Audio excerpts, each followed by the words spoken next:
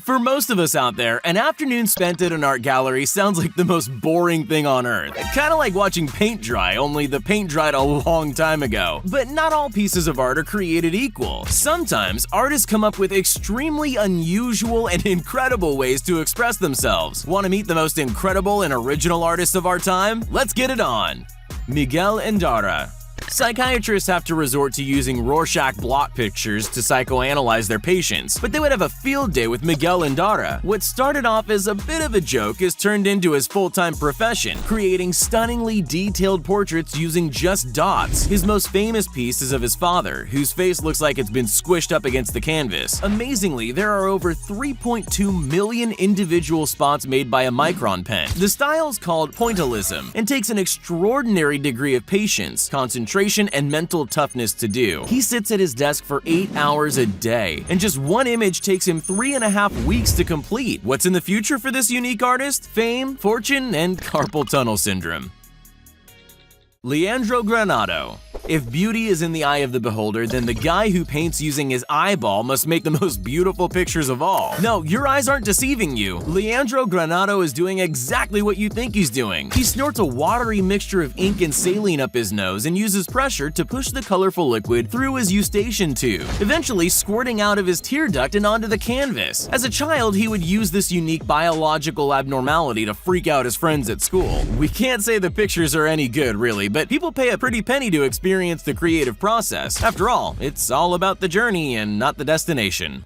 Giovanni Cantardi. Most of us have attempted the humble Rubik's Cube, but relatively few have solved the puzzle. There are some freakishly talented and nimble-fingered people in the world, and Giovanni Cantardi is one of them. He first learned how to solve the Rubik's Cube in 2009 and went on to finish second in the World Championship in 2011. He decided to explore his artistic side after growing bored of the competitive circuit, where he achieved more than 60 national records, 9 European records, and 3 world records. He now spends his time creating huge portraits out of the cubes, from Amy Winehouse to LeBron James, Rihanna, John Lennon, and Justin Timberlake. His biggest piece paid homage to Greek mythology, depicting Atlas, who held the weight of the world on his shoulders. Only it's a Rubik's Cube. It took 6,111 cubes and 16 hours to complete, resulting in 2 very sore hands and 2 very sore legs. Wagner. There are a few things in life that people go crazy over. Among the most enthralling for many are money and art. So now imagine what you could do if you found a way to combine the two. No, I'm not talking about the high-class world of art dealing. I'm talking about the experimental artist Wagner.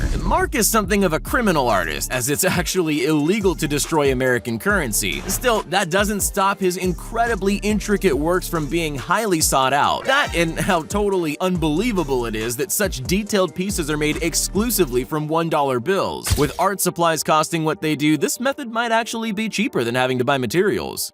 Alexander Farto.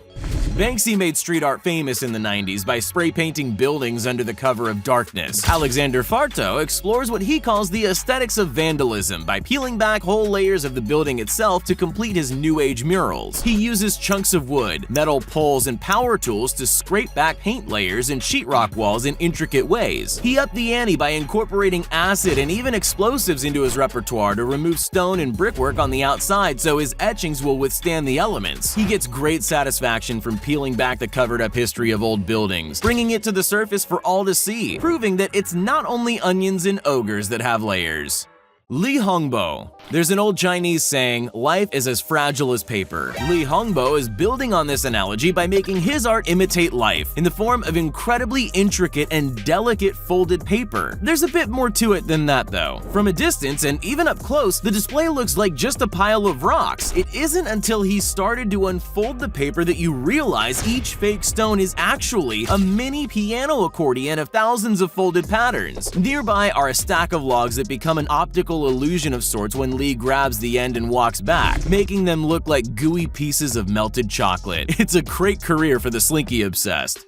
Hong Yi. They say one man's trash is another man's treasure. Hong Yi has earned her reputation as Red, or the artist who paints without a paintbrush, using everyday materials to incorporate themes of heritage, identity, and race into her pieces. She transcends borders by humanizing famous personalities. A portrait of Jackie Chan for his 60th birthday consisted of 64,000 individual chopsticks suspended from a framework. Yao Ming had his face forever immortalized using nothing but a rolling basketball and a tray of paint, feathers, and eggshells to draw a chicken, 20,000 tea bags to depict a man from the Tariq, you guessed it, drinking tea. She doesn't necessarily need paint either, using coffee cup stains to perfectly capture Jay Chou's likeness. While Hong's art is popular, it's not everyone's cup of tea.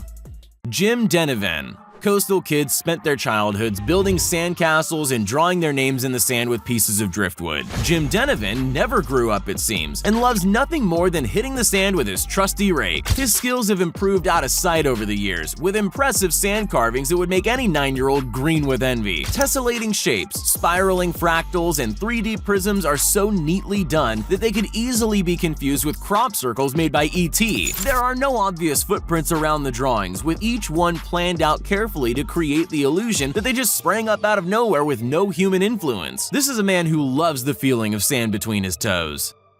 Chai Hitotsuyama. Sometimes it takes a while to work out what you really want to do in life. Chai Hitotsuyama spent time at her grandfather's paper factory as a child before pursuing a career as an illustrator of books. Her flair for understanding depth, contrast, and proportion in a two-dimensional media carried over when she decided that sculpturing was where her heart lay. But it's not stone or clay that she uses, it's old newspapers. Using rolling techniques taught to her by her grandfather, Chai is able to create textural ridges that look like fur, wool, and feathers on her stunning life-sized animal creations. Luckily for Hitotsuyama, there's no shortage of old newspapers to create her stunning works of art. They may look like expensive piñatas, but we're pretty sure there's no candy inside.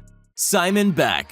Ever heard the phrase, "It's just an engineer thing"? It describes an elegantly simple way to perform an overly complex task. Simon Beck uses his mechanically minded imagination to express complex equations as patterns in the snow of the Rocky Mountains, using nothing more than a pair of snowshoes and good old arithmetic. He uses the mathematical mashup of straight lines, angles, and geometry found in the structure of snowflakes as his inspiration to create his Baroque expressions in the soft snow. They're all incredibly complex and up to the size of a football field. But the man trusts in numbers and trigonometry, taking no more than a day to walk out his perfect pictures. Shintaro Okamoto. Lumberjacks have to earn their pancake stack breakfast by felling trees with chainsaws. However, proud Alaskan Shintaro Okamoto prefers to use one to carve great big ice cubes to keep his beers cold. He suspends items linked by a loose theme in molds before pouring in the water and freezing it. From there, he breaks out his bag of tools that look more at home on a building site than in an art studio. Each piece is roughly carved with power tools before being painstakingly smoothed to a glassy, mirrored finish to uncover the weird things frozen inside. He's no one-trick pony either, and is more than capable of sculpting amazingly detailed statues out of the ice. Wim Delvoy. It's not the 1950s anymore, and it's not just sailors, prison inmates, and criminals that sport tattoos covering their bodies. Getting inked up is in vogue, and Wim Delvoy is capitalizing on the craze. He completed a detailed back piece for Swiss-born Tim Steiner in 2008 on the condition he agreed to sit in art galleries around the world to let people admire his work. For up to 8 hours a day and as many as 6 days a week, the living canvas is on display at various exhibits around the world. Bizarrely, the artwork was sold to collector Rick Reinking for $253,472, with the model getting a third of the sale price. After Tim dies, he's agreed to have his back skin removed, preserved, and framed as a permanent macabre piece of art. Talk about selling the shirt off your back.